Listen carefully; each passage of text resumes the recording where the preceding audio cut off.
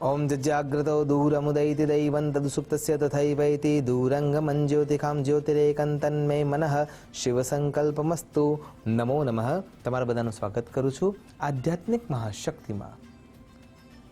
અમાસમ સર્વત્ર વર્જયેત, આપણે આ ઉક્તિને સાંભળી જ છે। જ્યોતિષશાસ્ત્રની દ્રષ્ટિએ જો વિચાર કરીએ તો આ ઉક્તિ સ્પષ્ટ રૂપે જોવા મળે છે કે કોઈ પણ શુભ કાર્ય કરવું હોય તો અમાસના દિવસે એની શરૂઆત ન કરવી જોઈએ, પણ તપશ્ચર્યા કરવી છે, ઈશ્વરનું સાનિધ્ય લેવું છે। અને જ્યારે ઈશ્વરના સાનિધ્યમાં જે માર્ગને આપણે પકડ્યો છે એ માર્ગ તરફ પ્રશસ્તિ સાથે જો કાર્ય વધારે ઝડપથી ધપાવવું છે તો અમાસનો દિવસ સૌથી શ્રેષ્ઠ માનવામાં આવે છે। કેમ? ખરા અર્થમાં જોઈએ તો અમાસના દિવસે આપણે આપણા પિતૃઓની આરાધના કરવા માટેનો દિવસ છે। સવિતા સૂર્યનારાયણની જે અમાસ નામની જે કિરણો છે કે અમા નામની જે કિરણો છે એ કિરણો થકી જે રશ્મિઓ આપણા ત્યાં પ્રગટ થાય છે એ અમા નામના કિરણોમાં પ્રવાસ કરીને પિતૃનારાયણ આપણા ત્યાં અમાસના દિવસે પ્રવેશ કરતા હોય છે અથવા પધારતા હોય છે। એનું જે માધ્યમ છે એ એક પીપળો પણ બની જાય છે, એટલે કે અશ્વત્થ પણ એનું એક માધ્યમ છે। એટલા માટે આપણે અમાસના દિવસે પીપળાની પૂજા કરતા હોઈએ છીએ। એ દિવસે ચંદ્ર મહારાજની હાજરી હોતી નથી અને એટલા માટે થઈને જે માનસિક ગ્રેવિટેશનલ ફોર્સ, જે પાણી તત્વ આપણા શરીરમાં રહેલું છે એના અંદર આંદોલનતા વધતી જાય છે અને જો એ સમયે તમને શુદ્ધ ઓક્સિજન નહીં મળે તો મુશ્કેલીમાં મુકાઈ શકાય તેવી પરિસ્થિતિ ઊભી થઈ શકે છે। શરીર સ્વસ્થ છે ત્યાં સુધી એની અસર સીધી સીધી દેખાતી નથી, પણ જ્યારે થોડું શરીર અસ્વસ્થ થઈ રહ્યું છે અથવા આપણા વિચારો નકારાત્મક બની રહ્યા છે તે સમયોમાં એ વસ્તુ સ્પષ્ટ રૂપે સમજી શકાતી હોય છે કે આ ગ્રેવિટેશનલ ફોર્સ ચંદ્ર મહારાજનો ન હોવાના કારણે થઈને આ પરિસ્થિતિ સર્જાતી હોય છે। એટલા માટે દરેક અમાવસ્યાના સમયે તપશ્ચર્યાની વ્યવસ્થા કરવામાં આવી છે। જે સોમપા પિતૃઓ છે એટલે કે સોમવારના દિવસે જે અમાસ આવે છે એને સોમવતી અમાસ કહેવામાં આવે છે। જે મંગળવારે આવે છે એ ભૌમવતી અમાસ કહેવામાં આવે છે।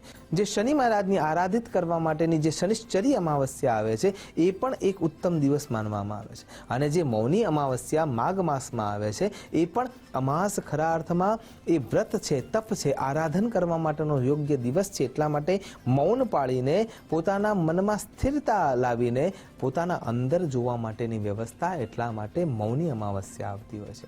શ્રાવણ માસમાં હરિયાળી અમાવસ્યા આવતી હોય છે અને એ સમયે ઋતુ પ્રમાણે વર્ષા ઋતુનો સમય હોય છે, એટલા માટે વૃક્ષોના અને એટલે કે પ્રકૃતિના સાનિધ્યમાં સૌથી વધારે સમય કાઢવાની વ્યવસ્થા હોય છે અને ત્યાં બેસીને તપસ્વિત થવાની, મંત્ર જાપ કરીને પોતાની જાતને સ્થિર કરવા માટેનો એ દિવસ ગણવામાં આવે છે। એટલા માટે પિઠોરી અમાવસ્યા પણ એટલી જ પ્રબળ ગણવામાં આવે છે, કેમકે પિઠોરી અમાવસ્યા, કુશગ્રહણી અમાવસ્યા, સર્વ પિતૃ શ્રાદ્ધ માટેની જે ભાદરવી અમાવસ્યા છે એ પણ એટલી જ મહત્વની એટલા માટે બની જાય છે કેમ કે એ તમામ પ્રકારની અમાવસ્યાઓમાં આપણને આપણા પિતૃઓ સાથે અથવા પિતૃઓની મદદથી આપણે આપણી ઉર્જાને વધારે પ્રબળ કરી શકીએ છીએ। અને સાથે જો વિચાર કરીએ તો અમાવસ્યાના દિવસે શનિ મહારાજની આરાધના પણ એટલી જરૂર થઈ જાય છે। કેમ? કેમ કે ન્યાય અને નીતિના દેવ છે। ન્યાય નીતિ જો તમારા જીવનમાં પ્રવિષ્ટ થશે અને એ પ્રબળતાથી તમે એને અનુગ્રહિત કરશો તમારા શરીર માટે, મન માટે અને તમારા જીવનમાં એને ક્યાંક ને ક્યાંક સ્થાન આપતા રહેશો ત્યારે તમારી તપશ્ચર્યા વધતી જશે અને એ વખતે તમારા પિતૃઓ જ તમારા માટે ઉત્તમ વરદાન આપનારા બનશે। તમારા પિતૃઓ ધનક કનક સમૃદ્ધિ રસ્તુ, ધન અને કનક એટલે કે સુવર્ણની જેટલી સમૃદ્ધિ છે એ સમૃદ્ધિ આપવાની તાકાત તમારા પિતૃઓ પાસે છે અને એટલા માટે પિતૃઓની આરાધના કરવા માટે સૌથી શ્રેષ્ઠ કોઈ દિવસો હોય તો એ અમાવસ્યાના દિવસ હોય છે। અને મોટાભાગે જ્યારે તમે જુઓ છો ત્યારે સૂર્યનારાયણ અને ચંદ્ર મહારાજની સ્થિતિ પણ અમાવસ્યાના દિવસે કોઈ અલગ જ અવસ્થામાં જોવા મળે છે। જેમ કે સૂર્ય છે એ તુલા રાશિમાં હોય છે અને એનું જે એંગલની દ્રષ્ટિએ જો વિચાર કરીએ તો એ જે એંગલ હોય છે એ પણ સૌથી ડાર્કેસ્ટ સમયમાં હોય છે। જેમ કે આ જે દિવાળીનો સમય હોય છે અને દિવાળીના સમયમાં જે અમાસ આવતી હોય છે તો એ વખતે પૃથ્વીની સ્થિતિ અને સૂર્યનારાયણની સ્થિતિ એવી હોય છે કે જે એંગલ રચાતો હોય છે પૃથ્વીના આર્ચમાં અથવા પૃથ્વીના ગોળાના આસપાસ, ત્યારે એ જ્યારે સૂર્યનારાયણની જે સ્થિતિ હોય છે એમાં સૌથી ડાર્કેસ્ટ અવસ્થામાં એ હોય છે। એટલે તો પૂર્વ સમયમાં એના એક દિવસ પહેલાં કાળી ચૌદસ આવતી હોય છે અને એટલા માટે જ એનું નામ કાળી ચૌદસ રાખવામાં આવતું હોય છે. તો તાત્પર્ય અહીંયા એ જ છે કે કોણીય અંશના આધારે જો વિચાર કરીએ ને તો પણ એ સ્થિતિ જોવા મળતી જ હોય છે અને એ સ્થિતિ સીધે આપણને અસર કરતી હોય છે. એટલા માટે થઈને આ સમયે પૂજા અર્ચના આરાધના કરવા માટેનો સૌથી શ્રેષ્ઠ સમય હોય છે. પૃથ્વી પરથી કેટલીક વસ્તુઓ પિતૃલોક સુધી જોડાયેલી છે અને એ વસ્તુઓમાં સૌથી પહેલું કોઈ સ્થાન આવતું હોય તો એ ગંગાજળનું છે, તુલસીજીનું છે, બીલીપત્રનું છે, દુર્વાનું છે, કુશનું છે, તલનું છે, સુવર્ણનું છે, જવનું છે. આ અન્ય જે પદાર્થો છે એ પદાર્થો પૃથ્વીલોકથી પિતૃલોક સુધી જોડાવા માટે સક્ષમ છે. એના તરંગો, આ સૂક્ષ્મ વિજ્ઞાન છે કે એના તરંગોથી અને મંત્રોના તરંગોથી એ પિતૃઓ સુધી પહોંચી શકાય છે. અને એટલા માટે અમાસ તિથિને પિતૃઓની તિથિ શાસ્ત્રોએ કહી છે. સાથે શનિ મહારાજની અનુકંપા એમાં મળે છે. એટલે કે ન્યાય, નીતિ અને પિતૃની કૃપા, આ ત્રણેય વસ્તુ જ્યારે એમાં જોડાય છે એટલા માટે થઈને પિતૃઓની આરાધના આ દિવસે પીપળાના સાનિધ્યમાં બેસીને કરવી જોઈએ.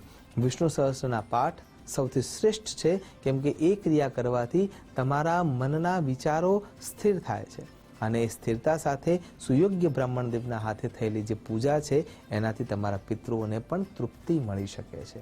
તો આ બધી જ અમાવસ્યા પાછળ કોઈના કોઈ મહત્વ અને વૈજ્ઞાનિક કારણ રહેલું છે અને આમ એ વિચાર કરીને જ્યારે આપણે એની ક્રિયા કરીએ છીએ તો એમાંથી પૂરેપૂરો લાભ આપણને મળી શકતો હોય છે. બાકી શાસ્ત્રો તો સ્પષ્ટ રૂપે એવું કહે છે કે અમાસમ સર્વત્ર વર્જયત. અમાસ તિથિને કોઈ નવું કાર્ય કરવાનું હોય તો એમાં એનો ત્યાગ જે કરવો જોઈએ, એને છોડી દેવું જોઈએ. પણ જ્યારે તપશ્ચર્યાની વાત આવે છે, જ્યારે સ્થિરતાની વાત આવે છે, જ્યારે ન્યાય અને નીતિની વાત આવે છે, જ્યારે ઈશ્વરીય પ્રદત્ત શક્તિ મેળવીને એના સાથે જોડાવાની વાત આવે છે અને પોતાના મનને સ્થિર કરીને જે ઉપાસના કરવાનો જે સમય હોય છે, સિદ્ધિ મેળવવાનો જે સમય હોય છે, એ અમાસ દ્વારા મળતું હોય છે. એટલા માટે અન્ય કાર્યોમાં આપણું મન પ્રવિષ્ટ ના થાય એ હેતુથી પણ અમાસને નવા કાર્યની શરૂઆતમાં આપણે નવા કાર્યની શરૂઆત કરીશું એટલે મન વિચારો કરવાની શરૂઆત કરશે તો ઉપાસનાનો સમય બગડી જશે અને એવું ના થાય એટલા હેતુથી અમાસમ સર્વત્ર વર્જયત, કેવળ ઈશ્વરનું સાનિધ્ય લેવું જોઈએ અને અમાસક પૂજન અર્ચન કરીને પિતૃઓને તૃપ્ત કરવા જોઈએ. આશા કરું છું આપણા સૌના પિતૃઓ આપણા સૌ પર કૃપા કરનાર બને અને ખરા અર્થમાં અમાસના નિયમને જાણીને આપણે સાચા અર્થમાં એમની અનુકંપા પ્રાપ્ત કરી શકીએ. એ જ અભ્યર્થના સાથે નમસ્કાર. અસ્તુ સદા શિવોહમ. નમો નમઃ.